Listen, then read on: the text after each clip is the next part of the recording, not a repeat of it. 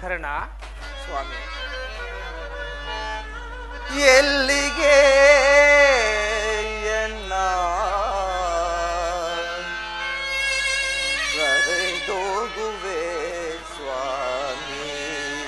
ಪರಮಾತ್ಮ, ಕರ್ಣ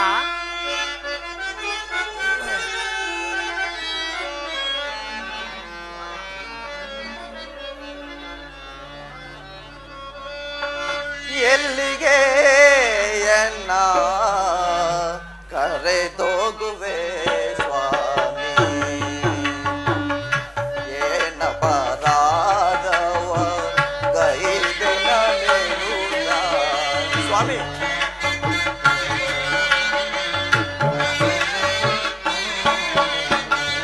ಏನ ಪರಾಧವ ಗೈದೆ ನನೆಯುತ್ತ ಎಲ್ಲಿಗೆ ಎನ್ನ ಕರೆದೋಗುವೆ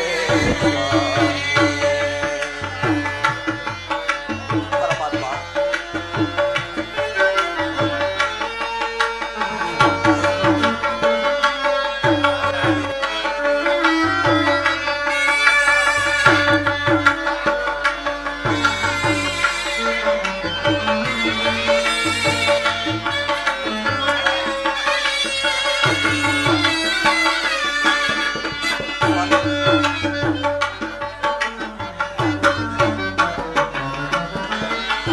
ಮಾನವ ನಾನು, ಮಾಧವ ನೀನು, ನಿನಗೂ ನನಗೂ ಏತರ ಸಂಬಂಧ.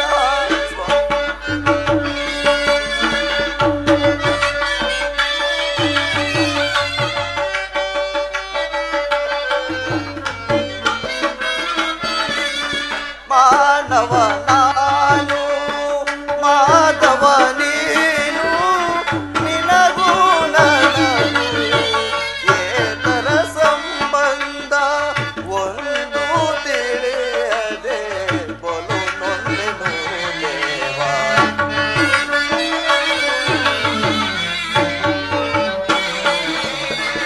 ಒಂದು ತಿಳಿಯದೆ ಬಲು ನೊಂದೆನು ದೇವ.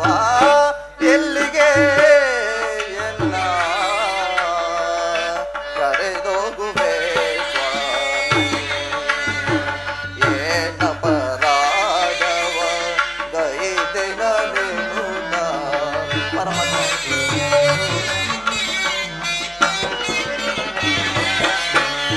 ಏನ ಪರಾಧವ ಗೈದೆ ನನೆಯುತ್ತ ಎಲ್ಲಿಗೆ ಎನ್ನ ಕರೆದೋಗುವೆ ಸ್ವಾಮಿ?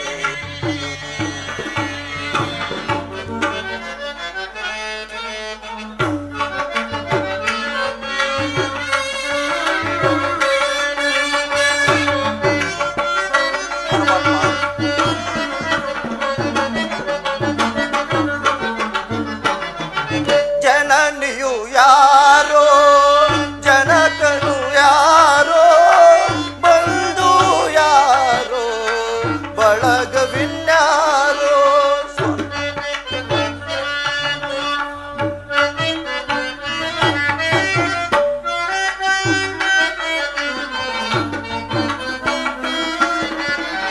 ಜನನಿಯು ಯಾರೋ, ಜನಕನು ಯಾರೋ, ಬಂಧು ಯಾರೋ, ಬಳಗವಿನ್ಯಾರೋ. ಜನನಿಂದೆಲೆಯಲ್ಲಿ ಬಲು ನೊಂದೆನು ಸ್ವಾಮಿ. ಪರಮಾತ್ಮ,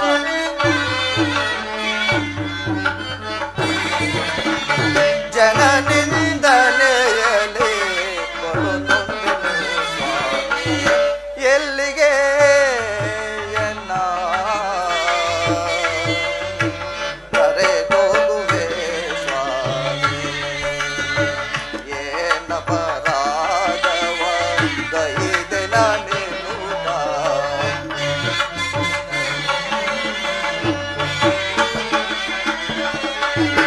ಏನ ಪರಾಧವ ಗೈದೆ ನನೆಯುತ್ತ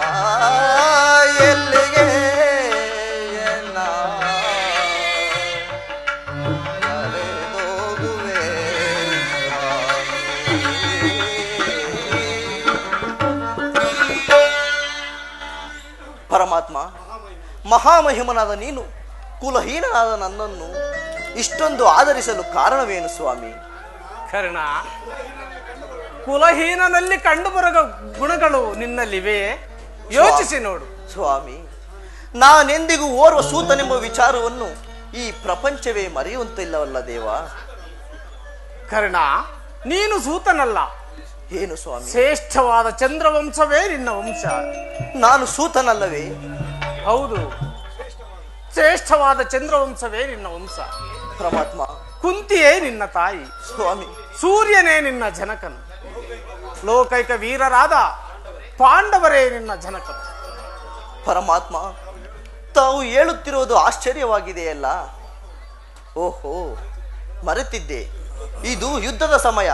ನೀನು ಆ ಪಾಂಡವರ ಪಕ್ಷಪಾತಿ. ಪರಮಾತ್ಮ, ಆ ಪಾಂಡವರ ತಲೆ ಕಾಯಲು ನನ್ನನ್ನು ಈ ರೀತಿ ವಂಚಿಸುತ್ತಿರುವೆಯಾ ದೇವ?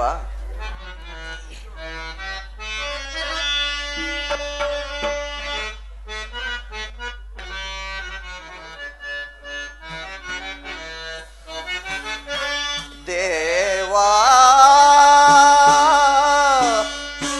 ಶೋಧನೆಯೇನಿದು ವಿಧಿಶಾಪ.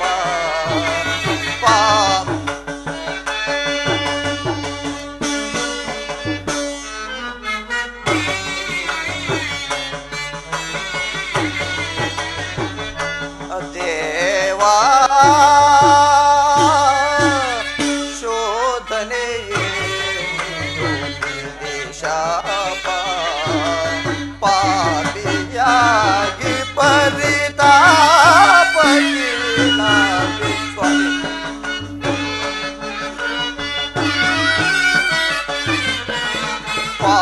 ಪಾಪಿಯಾಗಿ ಪರಿತಾಪಕ್ಕಿಳಾಗಿ ದೇವಾ, ಶೋಧನೆಯೇನಿದು ವಿಧಿಶಾಪ.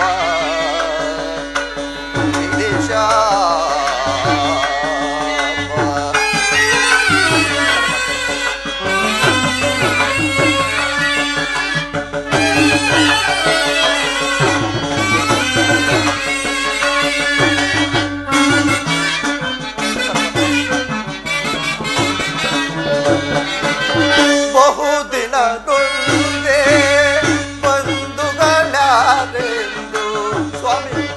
ಕರ್ಣ, ಬಹುದಿನ ನೊಂದೆ ಬಂಧುಗಳಾರೆಂದು ಇಂದು ವದನಾಪನಿ ದೇಯಲಿ ಬೆಂದು. ಕರ್ಣ, ಇಂದು ವದನಾಪನಿ ದೇಯಲಿ ಬೆಂದೆ. ಮಾತಗೆ ಯೋಚನೆ ಮಾರ್ಗವನರಿಯದೆ.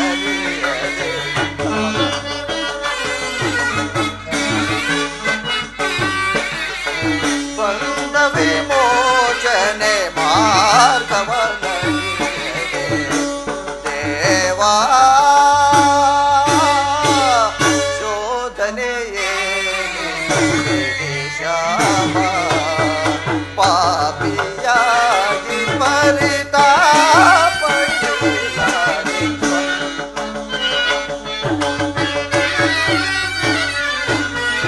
ಪಾಪಿಯಾಗಿ ಪರಿತಾಪಕ್ಕಿಳಾಗಿ ದೇವಾ, ಶೋಧನೆಯೇನಿದು ವಿಧಿಶಾಪ. ವಿಧಿಶಾಪ.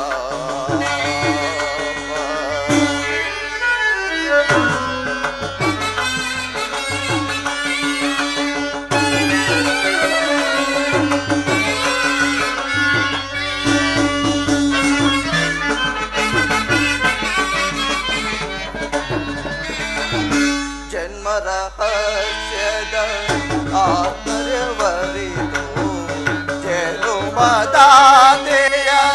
ನಿತ್ಯವರಿದು.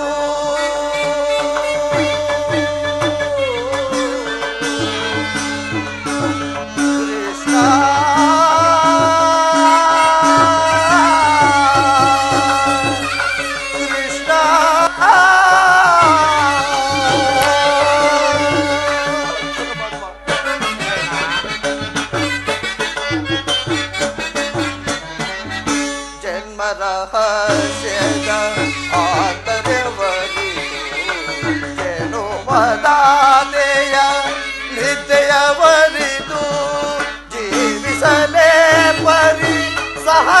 ರಸವಗೂಡಿ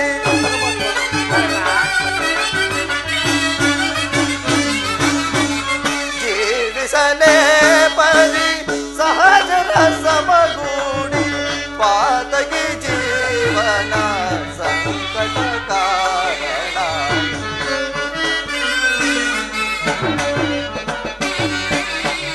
ಪಾತಗಿ ಜೀವನ ಸಂಕಟ ಕಾರಣ ದೇವಾ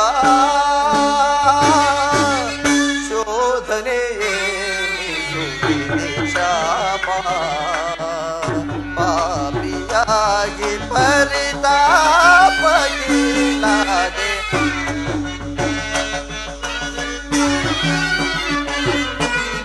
ಆದಿಯಾಗಿ ಪರಿತಾಪಗಿಲ್ಲದೆ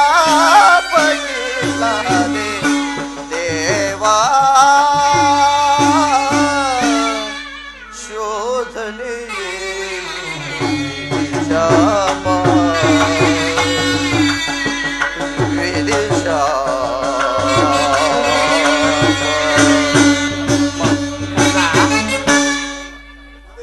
ಪರಮಾತ್ಮ, ನಾನು ಮೊದಲೇ ಬಹಳ ವಿಧವಾಗಿ ನೊಂದಿರುವೆನು.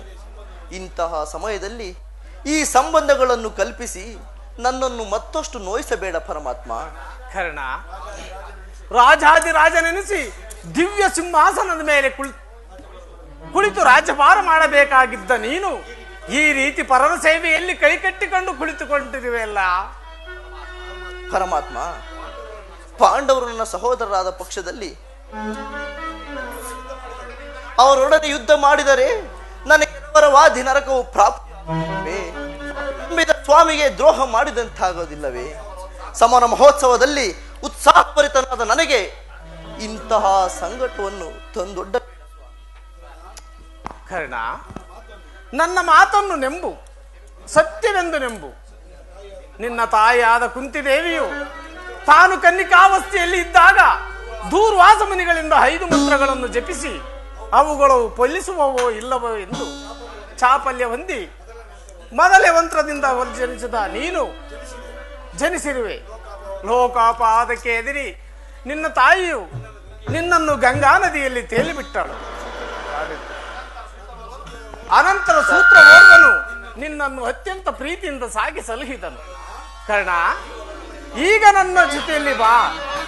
ಆ ಪಾಂಡವರನ್ನು ಕೌರವರನ್ನು ನಿನ್ನ ಪಾದದ ಮೇಲೆ ಕೆಡಹುವೆನು.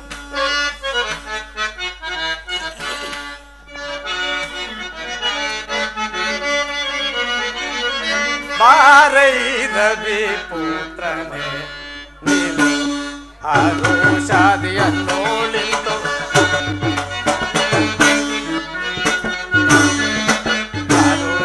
ಆರೋಷಾದಿಯನ್ನೋಳಿತು ವರಗುಂದಿಸುತ್ತನೆ ಬಾರೈರವಿ ಪುತ್ರನೇ.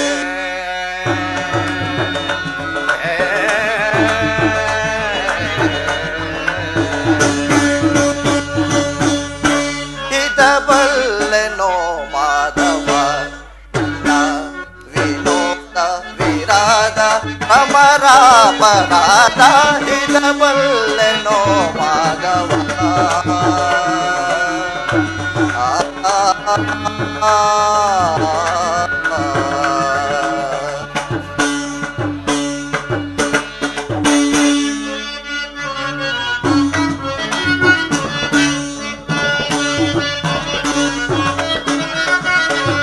ಕರುಣಾನ ನೀನು ವರ ಪಾಂಡವರನು.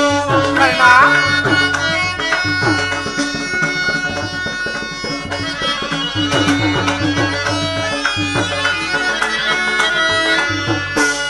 ಕರುಣಾನ ನೀನು ವರ ಪಾಂಡವರನು. ಕರುಣಾನ ನೀನು ವರ ಪಾಂಡವರನು. ಸಹೋದರ ವರ ಕುಂತಿಸುತ್ತನೆ ಸಹೋದರ ವರ ಕುಂತಿಸುತ್ತನೆ ಬಾರೈರವೆ ಪುತ್ರನೇ ನೀನು ಆರೋಷಾದಿಯನ್ನೋಳಿತು ಆರೋಷಾದಿಯನ್ನೋಳಿ ವರ ಕುಂತಿಸುತ್ತನೆ ಬಾರೈರವೆ ಪುತ್ರನೇ.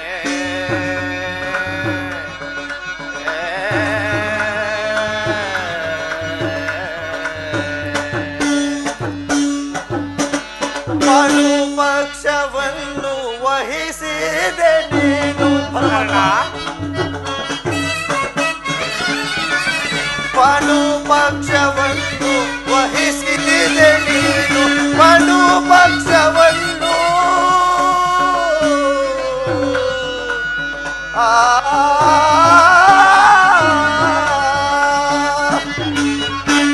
ಪಡು ಪಕ್ಷವನ್ನು ವಹಿಸಿದೆ ನೀನು ಪಡು ಪಕ್ಷವನ್ನು ವಹಿಸಿದೆ ನೀನು ನಿನ್ನ ಮಾಯೆಯ ನಾ ಬಲ್ಲೆ ಕೃಷ್ಣ ನಿನ್ನ ಮಾಯೆಯ ನಾ ಬಲ್ಲೆ ಕೃಷ್ಣ ಇದ ಬಲ್ಲೆ ನೋ ಮಾಧವ ನಿನ್ನ ವಿನೋದ ವಿರಾದ ಭ್ರಮರಾಪರಾಧ ಇದ ಬಲ್ಲೆ ನೋ ಮಾಧವ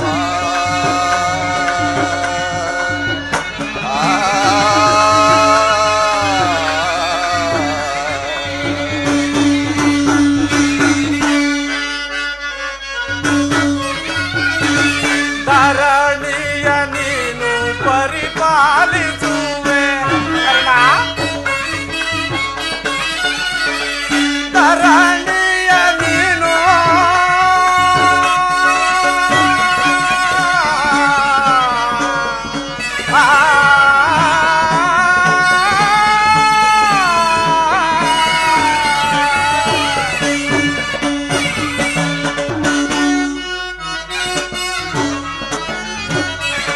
ಧರಣಿಯ ನೀನು ಪರಿಪಾಲಿಸುವೆ ಕರ್ಣ, ಧರಣಿಯ ನೀನು ಪರಿಪಾಲಿಸುವೆ ಧರಣಿ ಸುತ ವರಕುಂಡಿಸುತ್ತನೆ ಧರಣಿ ಸುತ ವರಕುಂಡಿಸುತ್ತನೆ ಬಾರೈರವೇ ಪುತ್ರನೇ ನೀನು ಆರುಷಾದಿಯನ್ನೋಳಿತು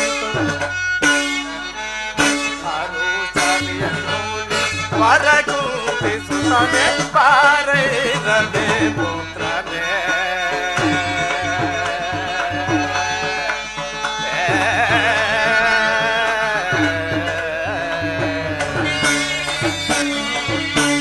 ತಂದೆಗಾಗಿ ಬಂದು ಎನ್ನ ವಂಚಿಸುವೆಯ ತಂದೆಗಾಗಿ ಬಂದು ಎನ್ನ ವಂಚಿಸುವೆಯ ತಂದೆಗಾಗಿ ಬಂದು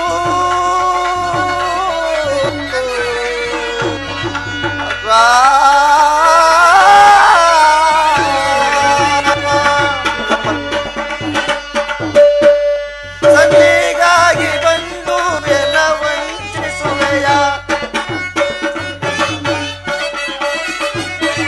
ಸಂಧಿಗಾಗಿ ಬಂದು ಎನ್ನ ವಂಚಿಸುವೆಯ ನಿನ್ನ ಮಾಯೆಯ ನಾ ಬಲ್ಲೆ ಕೃಷ್ಣ ಹಿತ ಬಲ್ಲೆ ನೋ ಮಾಧವ ನಿನ್ನ ಮಾಯೆಯ ನಾ ಬಲ್ಲೆ ಕೃಷ್ಣ ಹಿತ ಬಲ್ಲೆ ನೋ ಮಾಧವ ನಿನ್ನ ವಿನೋದ ವಿರಾದ ಭ್ರಮರಾಪರಾಧ ಹಿತ ಬಲ್ಲೆ ನೋ ಮಾಧವ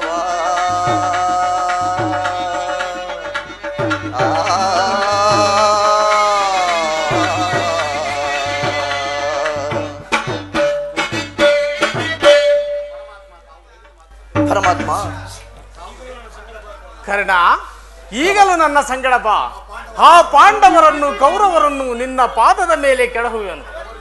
ಅವರಿಂದಲೂ ಸಾಮರ್ಥ ರಾಜ್ಯರಿಂದಲೂ ಹೋಲಿಸಿಕೊಂಡು ನೀನು ದಿವ್ಯ ಸಿಂಹಾಸನದ ಮೇಲೆ ಕುಳ್ಳಿರಿಸಿಕೊಳ್ಳುವೆನು, ರಾಜ್ಯಭಾರ ಮಾಡುವಂತೆ.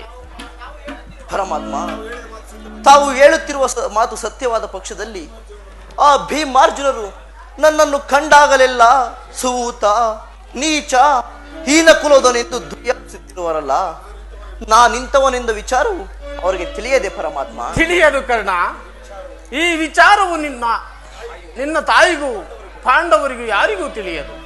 ನನಗೆ ಮತ್ತು ವಿದುರನಿಗೆ ಮಾತ್ರ ಈ ವಿಚಾರವು ತಿಳಿದಿರುವುದು.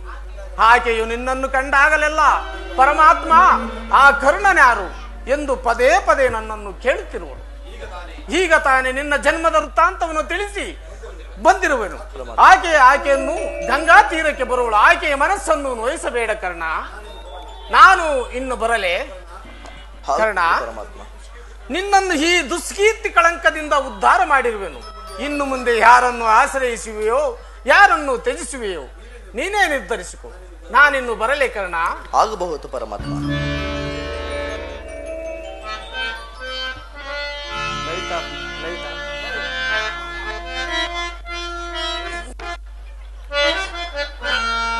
ಪರಮಾತ್ಮನು ಎಂದಿಗೂ ಅಸತ್ಯವನ್ನು ಹಾಡತಕ್ಕವನಲ್ಲ. ಲೋಕೈಕ ವೀರರಾದ ಪಾಂಡವರು ನನ್ನ ಸಹೋದರರೇ. ಧರ್ಮವೇ ತನ್ನ ಉಸಿರೆಂದು ನಂಬಿರುವ ಧರ್ಮರಾಯನು ನನ್ನ ಸಹೋದರ. 1000 ಆನೆಗಳ ಬಲವುಳ್ಳ ರುದ್ರಾಂತ ಸಂಭೂತನಾದ ಭೀಮಸೇನನು ಅವನು ನನ್ನ ಸಹೋದರನೇ. ತೇಜೋಮಯಗಳ ಮೂರ್ತಿಗಳಾದ ನಕುಲ ಸಹದೇವರು ನನ್ನ ಸಹೋದರರೇ. ಪಾಂಡುರಾಜ, ಕುಂತಿ ಮಾತೆ, ಯಾದ್ರಿ ಮಾತೆಯರು ನನ್ನ ಜನಕ ಜನನಿಯರೇ. ಪರಶಿವನನ್ನೇ ಸರಿಸಮವಾಗಿ ಹೋರಾಡಿ ಪಾಶುಪತಾಸ್ತ್ರವನ್ನು ಪಡೆದು ಯಾರನ್ನೊಡನೆ ಯುದ್ಧಕ್ಕೆ ನಿಂತರೂ ಅಪಜಯವನ್ನೇ ಹೊಂದದ ಆ ನನ್ನ ಪರಮವೀರಿ ಅರ್ಜುನ, ನೀನು ನನ್ನ ಸಹೋದರನೇ. ಅರ್ಜುನ, ನಿನ್ನನ್ನು ಕೊಲ್ಲುವುದಾಗಿ ಪ್ರತಿಜ್ಞೆ ಮಾಡಿರುವನೆಲ್ಲ. ಮುಂದೆ ಬರುವ ಯುದ್ಧದಲ್ಲಿ ನಿನ್ನ ಶಿರಸ್ಸು ರಕ್ತದ ಮಳಿಲಲ್ಲಿ ಕೊಚ್ಚಿಕೊಂಡು ಹೋಗುವುದನ್ನು ಈ ಪಾಪಿ ಕಣ್ಣಿಗಳಿಂದ ನಾನು ಹೇಗೆ ನೋಡಲಿ? ಯಾವ ಪೂರ್ವದ ಪಾಪದ ಫಲವೋ ಸೂತನೆಂಬ ಅಪವಾದಕ್ಕೆ ಸಿಕ್ಕಿದೆನು. ಚಿಕ್ಕದಾದ ದೇಹಕ್ಕೆ ಅಪಾರವಾದ ನೋವನ್ನು ತುಂಬಿಕೊಳ್ಳಲು ಸಾಧ್ಯವೇ? ಇದುವರೆಗೂ ಬಂಧು ವರ್ಗದವರು ಯಾರು ಎಂದು ತಿಳಿಯದೆ ವ್ಯಥೆ ಪಡುತ್ತಿದ್ದ ನನಗೆ ಬಂಧು ವರ್ಗದವರು ಇಂಥವರೇ ಎಂದು ತಿಳಿದ ಬಳಿಕ ಎಂತಹ ಉಭಯ ಸಂಕಟ ಪ್ರಾಪ್ತಿಯಾಯಿತು. ಪರಮಾತ್ಮ, ಅಯ್ಯೋ ಪಾಪಿ ಕರ್ಣ, ಪಾಂಡು ಪುತ್ರನಾಗಿ ಪಾಂಡು ವಂಶವನ್ನೇ ನಿರ್ವಂಶ ಮಾಡಲು ಹೊರಟಿರುವೆಯಲ್ಲ.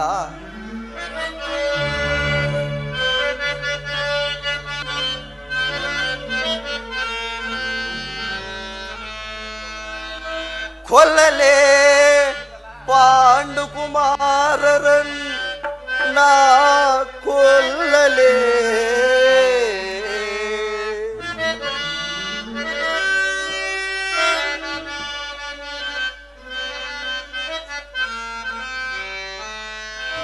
ಕೊಲ್ಲಲೇ ಪಾಂಡು ಕುಮಾರರನ್ ನಾ ಕೊಲ್ಲಲೇ. ದುರದೋಳ್ ತಮ್ಮಂದಿರನ್ ನಾ ಕೊಲ್ಲುವುದೇ.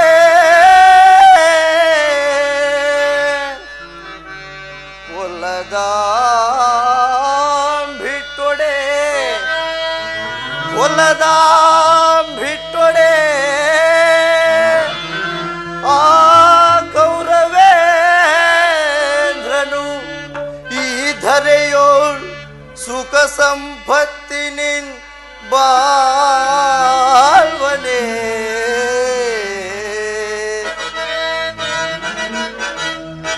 ಛಲದಿಂ ಪಾರ್ಥನ ರುಂಡವಂತರೆದು,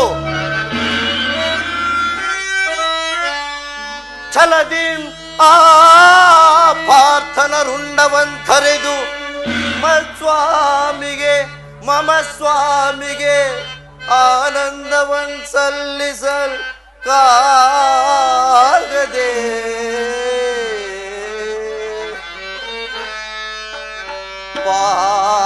ಪಾರ್ಥನ ಘೋರ ಶರಕೆ,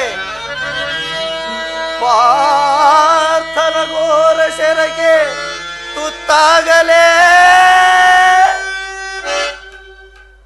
ನಾ ಸಾಯಲೇ. ವಿಧಿ ವಿಧಿ ವಿಧಿ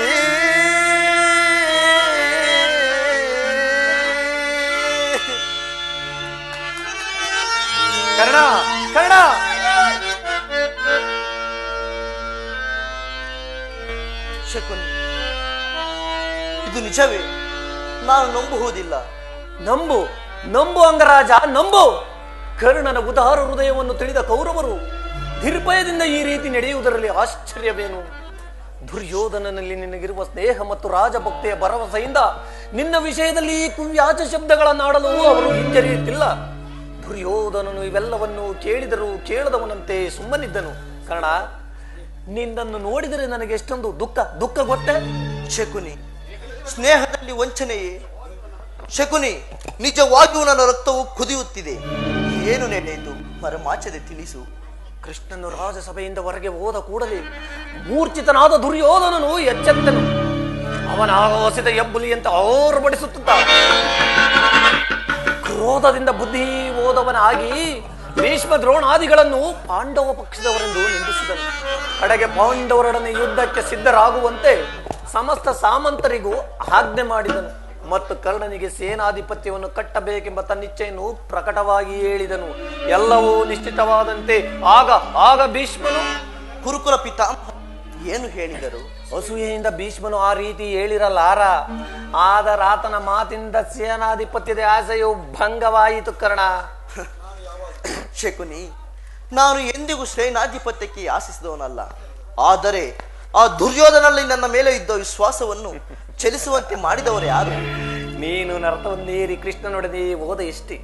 ಭೀಷ್ಮನು ಆ ಸಂಗತಿಯನ್ನು ದುರ್ಯೋಧನನಿಗೆ ತಿಳಿಸಿದಂತಿದೆ.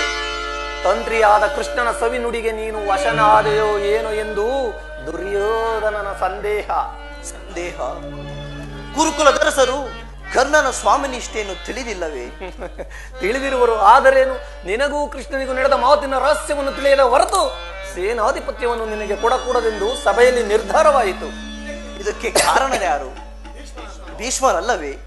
ಯಾರಾದರೂ ಆಗಲಿ, ಸಭೆಯಲ್ಲಿ ಕೆಲವರು ನಿನ್ನನ್ನು ತುಚ್ಛೀಕರಿಸಿ ಮಾತನಾಡಲು ಹಿಂಜರಿಯಲಿಲ್ಲ. ಕರ್ಣ, ಏನು ಹೇಳಿದರವರು? ಆ ದುರ್ವಾಕ್ಯಗಳನ್ನು ನಾನು ನುಡಿಯಲಾರೆ. ಆದರೆ ಯತ್ನವಿಲ್ಲ. ಸೂತ ಕುಲದಲ್ಲಿ ಹುಟ್ಟಿದ ನೀಚನಿಗೆ ಸ್ವಾಮಿ ಭಕ್ತಿ ಎಲ್ಲಿಯದೆ ಎಂದು ನಿಂದಿಸಿದರು. ಸೂತ ಕುಲದಲ್ಲಿ ಹುಟ್ಟಿದವರೇ ರಾಜಭಕ್ತರಾಗಬಾರದೆ? ಆ ವಿಧಾತನು ಮಾನವ ಜಾತಿಯ ಸದ್ಗುಣಗಳೆಲ್ಲವನ್ನು ಉಚ್ಚ ಕುಲದವರಿಗೆ ಮೀಸಲಾಗಿಟ್ಟನು. ಕರ್ಣ,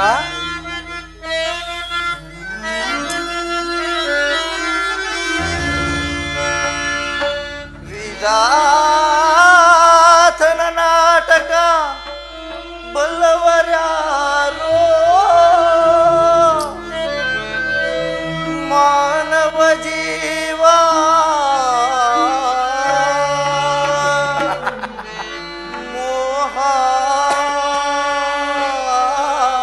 ಮೋಹಾಂಧಕಾರ ಎಲ್ಲ ಮಾಯೆ ಮಾಯಾ ಜ್ವಾಲ. ಶಕುನಿ, ನಾನು ಈ ಅಪಮಾನವನ್ನು ಎಷ್ಟು ದಿನ ಸಹಿಸಲಿ?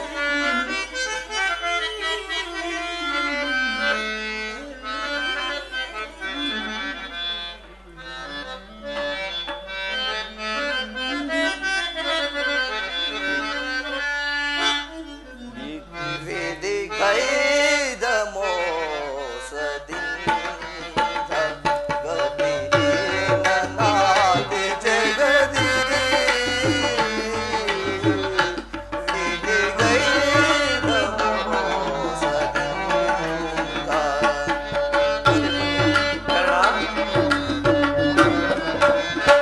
ವೇದಿಕೈದ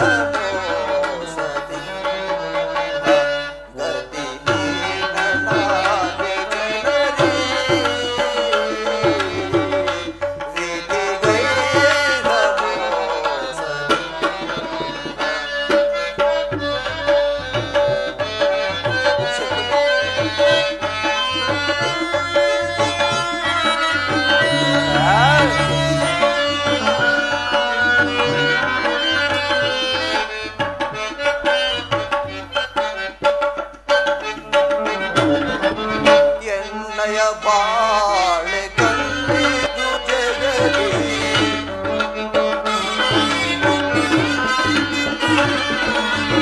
ಎನ್ನಯ ಬಾಳ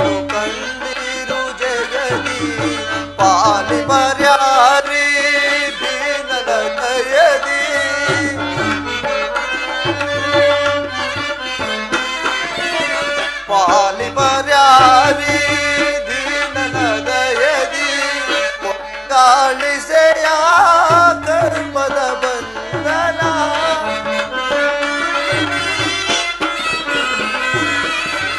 ಕೊನೆಗಾಳಿಸೆಯ ಕರ್ಮದ ಬಂಧನ ಅರಿಯು ಕಾಣದೆ ಅಂದದ ತರನಾದೆ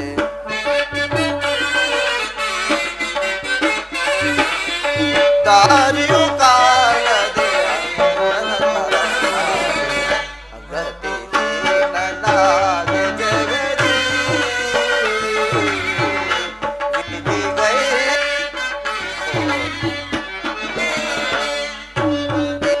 ನನ್ನಾದೆ ಜಗದಿ ವಿಧಿಗೈ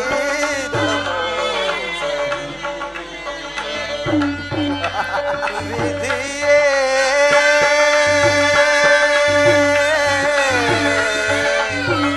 ಉಳಿಸಿದೆ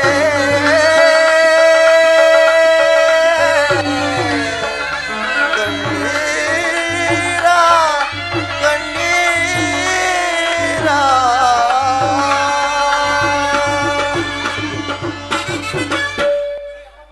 ಶಕುನಿ, ಈ ಅಪಮಾನವನ್ನು ನಾನಿನ್ನೆಷ್ಟು ದಿನ ಸಹಿಸಲಿ? ಚಿಕ್ಕಂದಿನಲ್ಲಿ ಸೂತನೆಂದು ಮಕ್ಕಳು ನನ್ನ ಬಳಿ ಆಡಲು ಬರುತ್ತಿರಲಿಲ್ಲ. ನನ್ನನ್ನು ಮುಟ್ಟುವುದೇ ದೋಷವೆಂದು ಭಾವಿಸುತ್ತಿದ್ದರು. ಆಗ ನಾನು ಏಕಾಂಗಿಯಾಗಿ ಕುಳಿತುಕೊಂಡು ಕಣ್ಣೀರು ಸುರಿಸುತ್ತಾ ಜಗತ್ಕರ್ತನಲ್ಲಿ ಭಿನ್ನವಿಸಿಕೊಳ್ಳುತ್ತಿದ್ದೆ. ಪರಮೇಶ್ವರ ಯಾವ ಪಾಪಕ್ಕಾಗಿ ನನ್ನನ್ನು ಸೂತ ಕುಲದಲ್ಲಿ ತೆಳ್ಳಿದೆ ಎಂದು. ಶಕುನಿ, ಆ ದಿನಗಳು ಕಳೆದು ಹೋದವು. ತಿಳಿವು ಮೂಡಿತು. ಜನ್ಮವು ಆಕಸ್ಮಿಕ ಘಟನೆ. ಗುಣವೇ ಮಾನವನ ಸರ್ವಸ್ವವೆಂದು ಭಾವಿಸಿದೆ. ನನ್ನ ಮಾನೋಪಮಾನಗಳು ನನ್ನ ಗುಣವನ್ನು ಅವಲಂಬಿಸಿದೆ ಹೊರತು ಕುಲವನ್ನಲ್ಲ ಎಂದು ನಿಶ್ಚಯಿಸಿದೆ. ಆತ್ಮಶಕ್ತಿಯಿಂದ ದೈವ ಬಲದಿಂದ ರಾಜಸ್ಥಾನದ ಸ್ಥಾನಮಾನಗಳು ನನಗೆ ದೊರೆತವು. ಶಕುನಿ, ನಾನಿಂದು ಅಂಗರಾಜ್ಯದ ಅರಸು, ಕುರು ಸಾಮ್ರಾಜ್ಯ ಮಾಂಡಲಿಕ.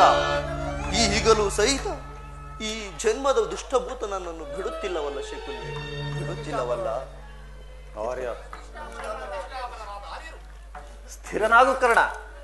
ದುರ್ಯೋಧನ ನಿನ್ನ ಹವ್ಯಾಜ್ಯ ಸ್ನೇಹವನ್ನು ನಿರಾಕರಿಸಿದ ಪ್ರತೀಕಾರ ನಿನ್ನ ಕೈಯಲ್ಲಿದೆ. ಭೀಷ್ಮನ ಯುದ್ಧದಲ್ಲಿ ಪರಾಜಿತನಾಗುವವರೆಗೂ ಅಸ್ತ್ರದಾನ ಮಾಡುವುದಿಲ್ಲವೆಂದು ಶಪಥ ಮಾಡು. ಕೌರವರು ತಿಳಿಯಲಿ ಕರ್ಣನ ಅಸ್ತ್ರ ಕೌಶಲ್ಯದ ಅಭಾವವು ಎಂತಹ ಅನರ್ಥಕಾರಿ ಎಂಬುದನ್ನ. ಎಲ್ಲರೂ ಯುದ್ಧದಲ್ಲಿ ನಿರುಸ್ತರಾಗಿದ್ದಾಗ ನಾನು ಹೇಡಿಯಂತೆ ಮನೆಯಲ್ಲಿ ಕುಳಿತುಕೊಳ್ಳಲಿ? ನನ್ನಿಂದಾಗದು. ನಾನು ಯುದ್ಧದಲ್ಲಿ ಪರಾನ್ಮುಖಲಾಗಲಾರೆ. ಬೇರೆ ಉಪಾಯವಿಲ್ಲ ಅಂಗಾಧಿಪತಿ. ಯುದ್ಧ ಕ್ಷೇತ್ರದಲ್ಲಿ ಸ್ವಪಕ್ಷದಿಂದ ಅವಮಾನಿತನಾಗುವ ಇಚ್ಛೆ ಇದ್ದರೆ ಅಸ್ತ್ರಧಾರಣ ಮಾಡು. ಏಕೆಂದರೆ ದ್ರೋಣಶಲ್ಯಾದಿಗಳು ನಿನಗೆ ಇದಕ್ಕಿಂತ ಹೆಚ್ಚಿನ ಅಪಮಾನ ಮಾಡಲು ಯೋಚಿಸಿರುವಂತದೆ. ಗುರುಜನರ ಮೇಲೆ ಭಕ್ತಿಯಿಂದ ದುರ್ಯೋಧನನು ಈ ವಿಚಾರದಲ್ಲಿ ತಾಟಸ್ಯ ಭಾವವನ್ನು ವಹಿಸಿರುವನು. ಸರಿಯಾಗಿ ಹೇಳಿದೆ ಶಕುನಿ. ದುರ್ಯೋಧನಲ್ಲಿ ಇಂತಹ ಪರಿವರ್ತನೆ ಕಂಡ ಮೇಲೆ ನಾನಿನ್ಯಾರಿಗೋಸ್ಕರ ಯುದ್ಧ ಮಾಡಲಿ? ಭೀಷ್ಮನ ಯುದ್ಧದಲ್ಲಿ ಫಲಾನ್ಮುಖನಾಗುವವರೆಗೂ ನಾನು ಅಸ್ತ್ರಗಳನ್ನು ತೊಡುವುದಿಲ್ಲ. ಇದೇ ಎನ್ನ ಶಪಥ. ನಾನು ನಿನಗಾಗಿಯೂ ಎಲ್ಲೆಲ್ಲಿಯೂ ಹುಡುಕಿದೆನು. ಬಂದು ಎಷ್ಟೊತ್ತಾಯಿತು? ಬಹಳ ಹೊತ್ತಾಗಲಿಲ್ಲ ರಾಜ. ಆದರೆ ಒಂದು ಕ್ಷಣವೂ ಇಲ್ಲಿ ನಿಲ್ಲುವ ಇಚ್ಛೆ ಇಲ್ಲ. ಪುನಃ ನೋಡುವೆ, ಆಗ ತಿಳಿಯುವೆ ನನ್ನ ಕರ್ಣ. ನಿನಗೊಂದು ಸಂತೋಷದ ಸುದ್ದಿ ಇರುವುದು. ಕ್ಷಮಿಸು ಮಿತ್ರ. ಆರೇನ ಮಧ್ಯೆ ಪದದಳಿತರಾಗಿ ಪಶುಗಳಂತೆ ಜೀವಿಸುತ್ತಿರುವ ನಮಗೆ ಸಂತೋಷ ಸುದ್ದಿ. ನಿಲ್ಲು ಕರ್ಣ. ಇದೇನು ಶಕುನಿ, ಈ ದಿನ ಕರ್ಣನ ರೀತಿಯೇ ಬೇರೆಯಾಗಿರುವುದಲ್ಲ. ನಾನು ಹೋಗುವಾಗಿ ಯೋಚಿಸಿ ಕೊನೆಗೆ ಕರ್ಣನನ್ನು ಸೇನಾಧಿಪತ್ಯನಾಗಿ ಮಾಡಬೇಕೆಂದು ನಿರ್ಧರಿಸಿದೆನು. ಅದನ್ನು ತಿಳಿಸುವುದಕ್ಕಾಗಿಯೇ ನಾನು ಇಲ್ಲಿಗೆ ಬಂದಿದ್ದು. ಇದೇನು ಪರಿಹಾಸ್ಯವೇ ಕೌರವೇಶ್ವರ? ಕರ್ಣನಿಗೆ ಸೇನಾಧಿಪತ್ಯವೇ? ಏಕೆ? ಕರ್ಣನು ವೀರಪುರುಷನಲ್ಲವೇ? ಇರಬಹುದು. ಆದರವನನ್ನು ಸೇನಾಧಿಪತಿಯನ್ನಾಗಿ ಮಾಡುವುದರಿಂದ ಎಷ್ಟು ಜನರ ಅಪಮಾನವಾಗುವುದೆಂದು ಯೋಚಿಸಿದೆಯಾ? ಭಾರ್ಗವಿ ವಿಜಯಾದ ಭೀಷ್ಮ, ಶಸ್ತ್ರಾಚಾರ್ಯರಾದ ದ್ರೋಣ, ಶಲ್ಯ, ಅಶ್ವತ್ಥಾಮ, ಕೃತವರ್ಮ ಇವರೇ ಮುಂತಾದ ಉತ್ತಮ ವರ್ಣದ ಮಹೋರಥಿಕರನ್ನು ಬಿಟ್ಟು ಆ ಸೂತ ಕುಲದ ಕರ್ಣನಿಗೆ ಸೇನಾಧಿಪತ್ಯವೇ ಕುಲ ಮರ್ಯಾದೆಯನ್ನು ಧಿಕ್ಕರಿಸುವುದರಿಂದ ನಿಜವಾಗಿ ಅನರ್ಥವಾಗುವುದೆಂಬುದನ್ನು ನೀನು ಮರೆಯಬೇಡ. ಭೀಷ್ಮ ದ್ರೋಣರು ಅಂತರಂಗದಲ್ಲಿ ಪಾಂಡವರ ಪಕ್ಷಪಾತಿಗಳು. ಇವರು ಅಸಮಾಧಾನಗೊಂಡರೆ ನಿನ್ನನ್ನು ತ್ಯಜಿಸಲು ಕೂಡ ಹಿಂದೆಗೆಯುವುದಿಲ್ಲ. ಅಲ್ಲದೆ ಭೀಷ್ಮನು ಯುದ್ಧದಲ್ಲಿ ಪರಾಜಿತನಾಗುವವರೆಗೂ ತಾನು ಅಸ್ತ್ರದಾನ ಮಾಡುವುದಿಲ್ಲವೆಂದು ಕರ್ಣನು ನಿಷ್ಕಾರಣವಾಗಿ ಇದೀಗ ಶಪಥ ಮಾಡಿದನು. ಈಗ ನೀನು ಅವನಿಗೆ ಶಪಥವನ್ನು ಮೀರಿ ಸೇನಾಧಿಪತ್ಯವನ್ನು ಒಪ್ಪಿಸಿದರೆ ಅವನನ್ನು ನಿರ್ವಹಿಸುವಂತಿಲ್ಲ. ಭೀಷ್ಮಾದಿಗಳು ಕೋಪಗೊಳ್ಳುವರು. ಆದುದರಿಂದ ನಿಧಾನದಿಂದ ಯೋಚಿಸು ಕುರುರಾಜ. ನಿಜ ಶಕುನಿ, ಹಾಗಾದರೆ ಈಗೇನು ಮಾಡುವುದು? ಮಾಡುವುದಿನ್ನೇನು, ಸೇನಾಧಿಪತ್ಯವನ್ನು ಅಂಗೀಕರಿಸುವಂತೆ ಭೀಷ್ಮನನ್ನು ಪ್ರಾರ್ಥಿಸು. ಯುದ್ಧವು ಸನ್ನಿಹಿತವಾಗಿದೆ. ಈಗಲೇ ಹೋಗಿ ಕುರು ಪಿತಾಮಹನನ್ನು ನೋಡು. ಹಾಗೆ ಮಾಡುವೆನು. ನೀನು ನನ್ನ ಸಂಗಡ ಭಾಮಾವ.